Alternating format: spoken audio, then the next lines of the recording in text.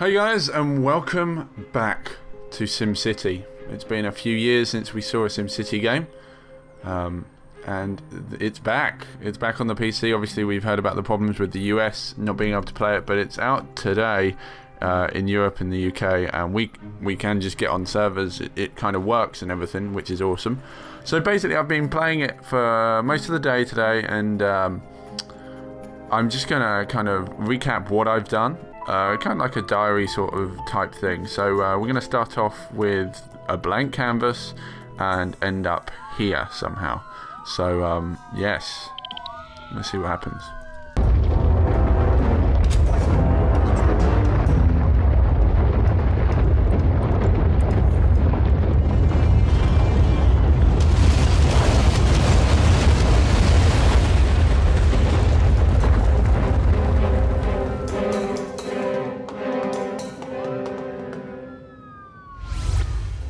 So yes, first of all I should mention the game does work.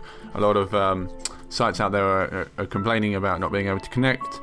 Most of those sites being US based. In Europe right now, like, the servers work, they are available and you can play them. It's great.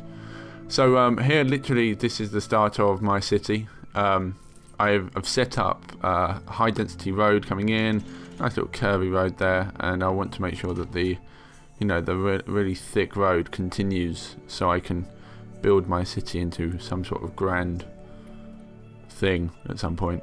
But yeah, you can see here, so I've got some residential, some commercial, and the industrial area.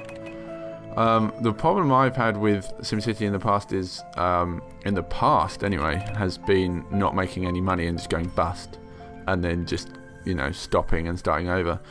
In fact, in SimCity, playing it during preview events and stuff, it actually is so much easier to make money and actually be successful. The only problem is now in this SimCity is keeping up with the speed of the game and how it progresses. So obviously this is really early here, so we're seeing, if you look at the houses and stuff, they're all like caravans and motorhomes, or whatever the Americans call them, and basically by the end game, or further into the game, there'll be mansions and massive apartments and such. So here we just got the mayor's sorry, the county hall in, whatever you want to call it. So we name our city here. I've kind of just left it to Willow Woods. I'm not bothered by the name of a city, as long as people know it's my city. I'm pretty happy with that. But then the other thing you need to be concerned about in SimCity is that basically you need space to progress. So you need to upgrade some buildings, and they'll get wider or longer. So you need to be aware of that happening. So let's skip forward a bit here. A couple, an hour. I think about half an hour later, this is what happened. Obviously, I've got a few more blocks. The city doesn't really look that attractive. Like I found that I just kind of built roads for the sake of building roads. All these parks are really, what I found, the only way you can kind of really speed the game up, like upgrading and causing land to become more valuable. There seems to be, I do feel that every so often, if you're stuck and you don't really know where to go, just pull up the land value map and then just stick a bunch of parks or expensive buildings down in that area, and you'll see that the houses, like, pretty much instantly will change, and then you just kind of feel like you are progressing, which is a great touch. And then as more people move in, you'll be able to upgrade County Hall and really go from there.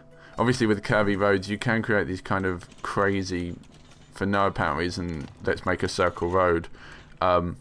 However, it's not really going to do you any good in the long run, because now the space it takes up, it's like really hard to develop on top of that. So you need to be aware of where you're going next. So here I'm kind of laying down some industrial zonage, but completely forgetting that I'm going to have to basically build north at some point. So I don't know where that road is going to sit in.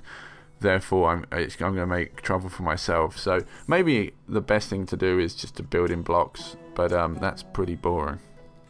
And as I mentioned, here we go, this is pretty much the crux of SimCity, just making sure that you develop in expensive areas. So you see at the top there is the school and the county hall. I'm going to keep calling it county hall because there's a county hall by my house in real life. But yes, if you stick residential down in there, you're likely to have more expensive houses, and you'll be able to, you know, they'll go off and spend more money essentially. And then later on, as you upgrade things, you'll be able to tax the rich, and you know, tax the poor as well if you really feel like it. And obviously this land, I've got water there, so later on I'll be able to build a ferry system and gain an income from that. Demolishing all these trees free, so that's quite nice. When I first started in this like little zone, I was like, oh, it's gonna be really, really expensive.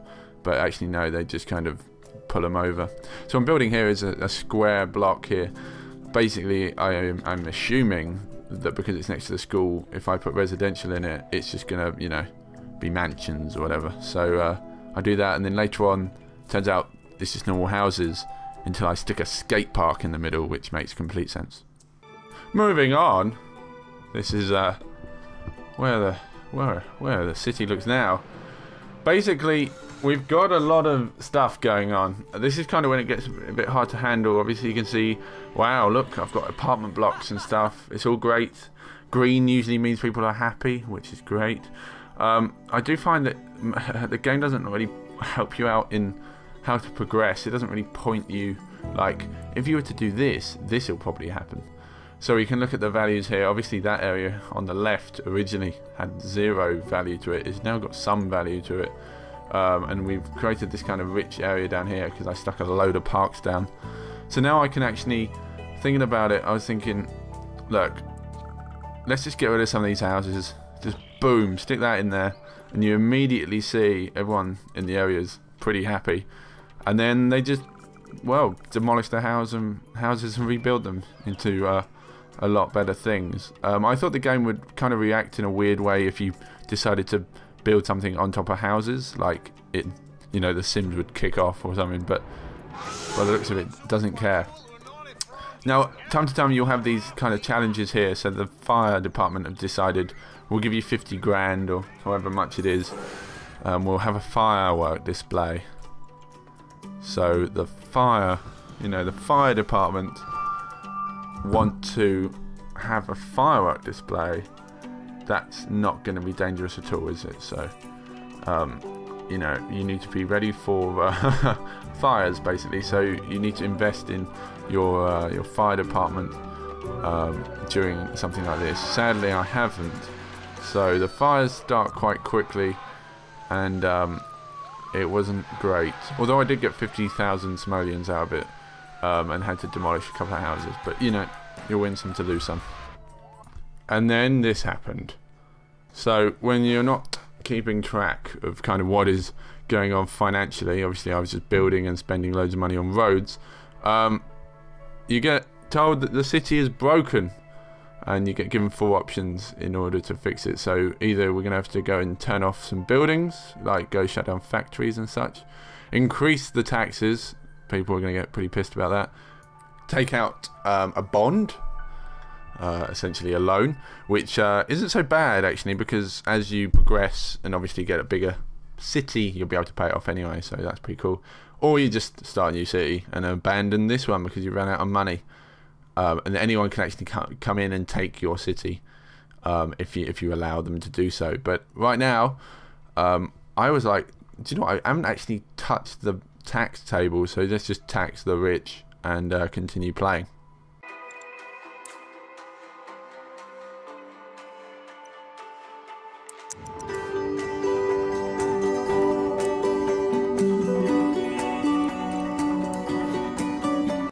So with the rich taxed, and obviously my income jetting higher than it was before, which is nice, I've laid down this amphitheatre in the bottom there, and kind of created some curvy roads, upgraded these roads, and as you can see, the residents are coming in. They're actually building mansions now, which is pretty, the first time we saw, or I've seen mansions. So they kind of build up as normal houses first, but as I connect this up and just make it a very, very wealthy area, they just pop up into mansions.